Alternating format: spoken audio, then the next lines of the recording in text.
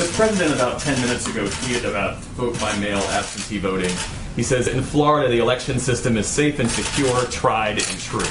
What, in his view, changed? Was he advised by Republicans that he was potentially suppressing his own vote by stoking unfounded fears about mail-in voting? And will he admit now what is the fact that voting across the country by mail is safe and secure and tried and true? Well, the president has always said that absentee voting, for a reason, is different than mass mail-out voting like what Nevada is seeking to do, which leads to mass fraud. It's the same thing. And also, I'd refer you to the campaign on this, but there was a victory in Florida with regard to ballots, so I believe that's what he was referencing. Would refer you to the campaign for details on that. But he's been unmistakably clear that when you have this mass mail-out voting like what Nevada wants to do, the consequences are real. When the Las Vegas Journal-Review did extensive and very good reporting on Nevada's first all-mail primary election.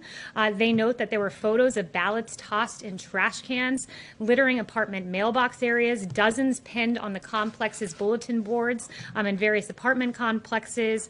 And you have a postal worker who said that when she went to go deliver some of these ballots, in several cases people had moved or died. She kept 65 ballots on her first delivery, 100 on her second. It is with fraud and with delay, and that is what the president stands firmly against. He wants a free and fair election. Extensive research shows that there is fraud in vote-by-mail systems is extraordinarily rare. The president votes by mail, you vote by mail, and a dozen other top Trump administration officials vote by mail. So with regard to the absentee system, that's right, and there is ample evidence of fraud.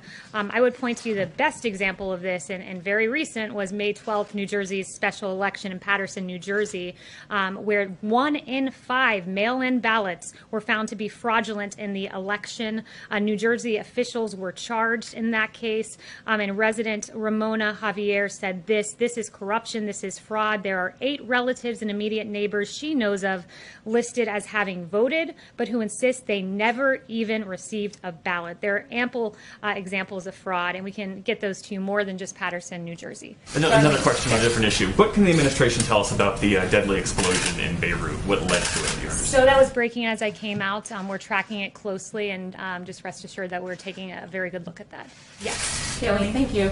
The environmental bill the president signed this morning, it was passed overwhelmingly by both houses of Congress. Both Republicans and Democrats signed on to that legislation. Can you explain why there were no Democrats at the ceremony or even mentioned in the president's remarks?